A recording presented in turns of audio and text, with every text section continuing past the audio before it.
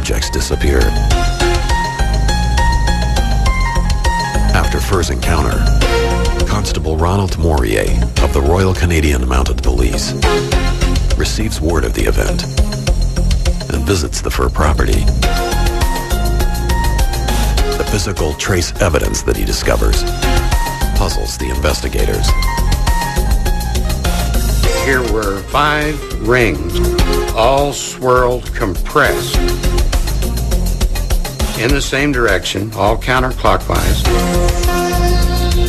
And the central area in each of the rings was unaffected. The grass was standing up normally. And their sizes ranged from 8 foot in diameter to 11 feet in diameter. And Morier's conclusion, after a full and extensive investigation, impressed me considerably. He said, this really happened, and whatever made these rings came out of the air and left the same way. And that pretty well says it. More than 3 decades have passed since the event, and multiple field investigations have not produced a single logical explanation. Throughout the 1970s alone, Phillips catalogs more than 400 events similar to the Langenberg case.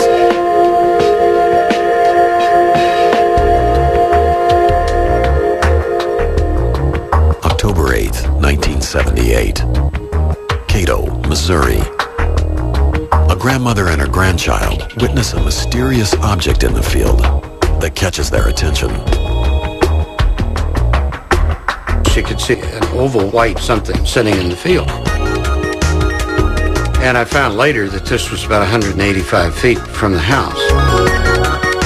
And so she called her husband. He called his son.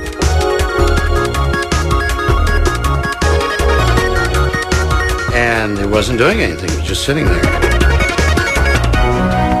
The neat part is they came up with the explanation that it must be a piece of metal that blew in there in a storm. So they didn't say it's a UFO out there. They said, you know, something's in our field and it shouldn't be there. We got to get it out. When the father starts his tractor to move the object, something strange occurs. The object leaps about 10 feet straight up into the air.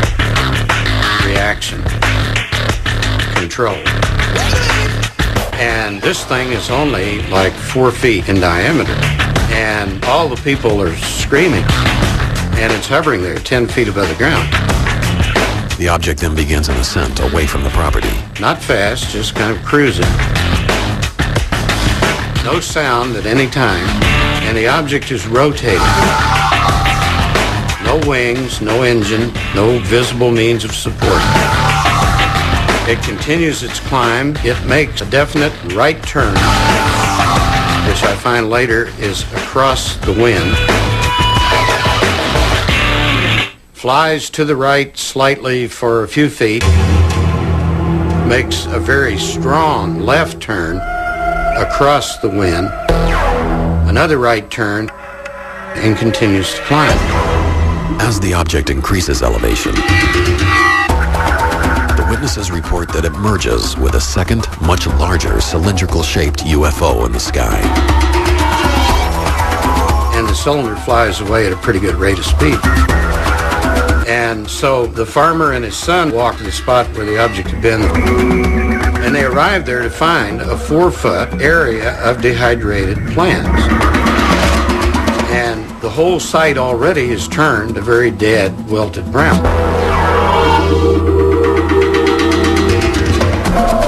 The physical characteristics left behind by the UFO in Cato makes it a classic trace case.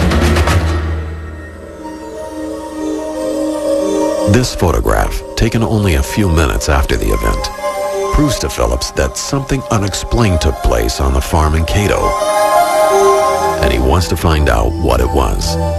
The site basically is oval. The grass immediately surrounding it is lush green, perfectly healthy. Not another spot in the entire field that looks like this area. And at the outside edge of the site, near these 2 little impacted craters, bull nettle plants, which are large-leafed, very tough plants. The leaves were not burned, but they were drawn up tightly as though some kind of heat generated and they closed up.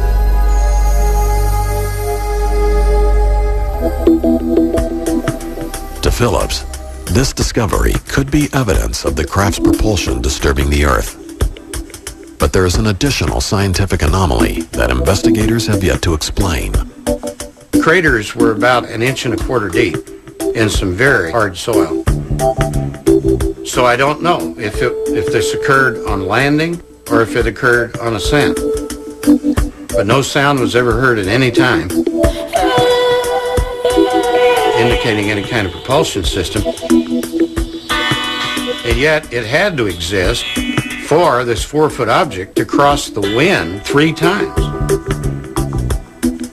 In the course of Phillips's investigations, trace cases like the Cato event consist mostly of physical effects left behind on the ground. But in 1979, a mysterious object not only leaves trace evidence, it nearly kills a Minnesota deputy sheriff. I believe that something extraterrestrial really did happen here. Nobody's ever been able to prove that it was something different. Now, investigators look over the actual patrol car and find new evidence. So this actually has flexed in and back out, as though there was sort of a suction. Something like that. Pulled it out. Yep. I mean, that's incredible.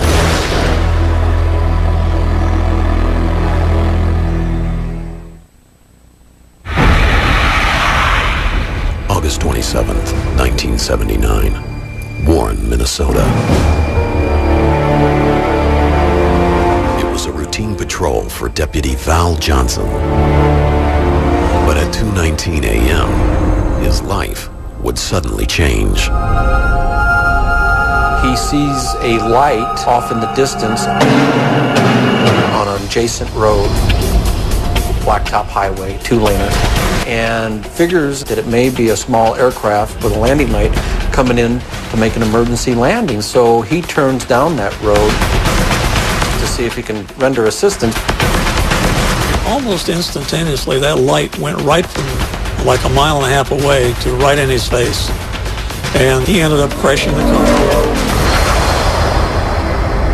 After the crash, police dispatch receives a call for help. 407, what's the problem? I don't know. Something just hit my car. I don't know how to explain it. Strange. One of the law enforcement officers who saw the damage firsthand was Marshall County Sheriff Herb Morstead. Sheriff Morstead, a deputy at the time, vividly recalls the night of the encounter with the actual car from the event.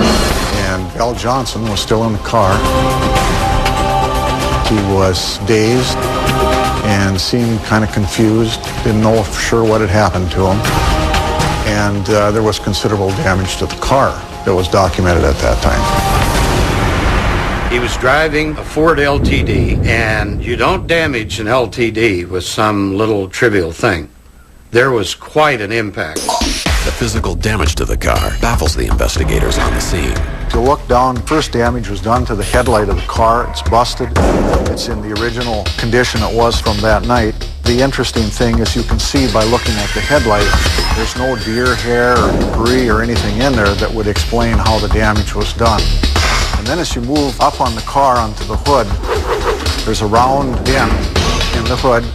And further up on the windshield is busted and cracked quite severely. Again, there's no evidence of any rocks or debris or anything that would have broke this windshield. And further on in the car, up on the roof, there's one of the lenses from the warning lights is busted. And behind that are the 2 antennas that were damaged. The interesting part on these antennas was right where the antenna bends, there were bugs attached to that antenna, which would indicate that nobody could have physically or used a tool to bend that antenna because they would have had to disturb those bugs. The effects of Deputy Johnson's alleged UFO encounter go beyond the damage to his police cruiser. Later on, the investigation continued. Val Johnson was found to have had what they call welder's burn to his eyes, supposedly from the light that he had encountered. One of the other things that was curious is the watch on his wrist and the car clock both stopped for 14 minutes. That's kind of an interesting piece of evidence. For what most people don't know, though, a lot of cops will synchronize their watches with dispatch, the car clock, and then their private timepiece, so that all three were operating at the same time, so that in the course of your night you made notations in reference to a case that it would be as accurate as possible. I wish I knew what happened during the 14 minutes that these two timepieces were affected. But there is, again, a lot of room for speculation, scientific speculation, of what happens when a person is involved in something like this. Deputy Johnson's squad car has been put on display at the Marshall County Historical Society Museum. Phillips has traveled more than 1,000 miles exclusively for this History Channel program in order to see the damage firsthand. Phillips arrives in Warren, Minnesota, and receives a personal guided tour of the squad car by Sheriff Morstead. I've looked at photos of this so many times, it's like I've actually seen it. And that's incredible. Phillips is then startled by a new piece of evidence given by the sheriff. The windshield has probably got the most damage. It's damage that was caused by a force pushing that windshield in and then back out again. Really? Yeah. So this actually has flexed in and back out, as though there was sort of a suction? Something like that. Pulled it out. Yep. I mean, that's incredible. For more than 3 hours, Phillips and Sheriff Morstead survey the car and discuss the case. Phillips also learns that current law enforcement officers have no doubt about Johnson's story. Well, I believe Officer Johnson, when he was working as a deputy, I believe he was honest that night. He told the facts. Val Johnson was a good, honest man, a good deputy sheriff, and I have no reason not to believe him.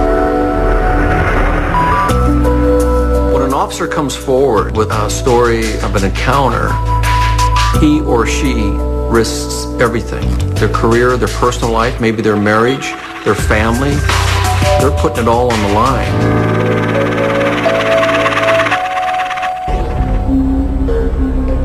Phillips has now reopened his investigation into the Minnesota encounter in hopes of finding out what really happened in the early morning hours of August 27th, 1979. Many researchers believe that this trace case, along with thousands of others, will eventually lead us to the truth about UFOs. I think landing trace cases, physical trace cases, are a very important aspect of the whole picture, especially when people say there is no evidence. Well, fingerprint is evidence, isn't it? So often you hear people say, well, I don't believe in UFOs, or I'll believe it when I see it. Well, the significance of that is they could just look at a trace evidence case and they can say they've seen it. It gives us evidence that, along with the witnesses' observation, that there is something out there. I think what we're finding at the landing sites certainly confirms the reality of what are called UFOs. And it confirms them because it is proof positive that something very unusual took place, and what remains there is inexplicable. And it's probably the biggest story of mankind if we come out and show people the evidence.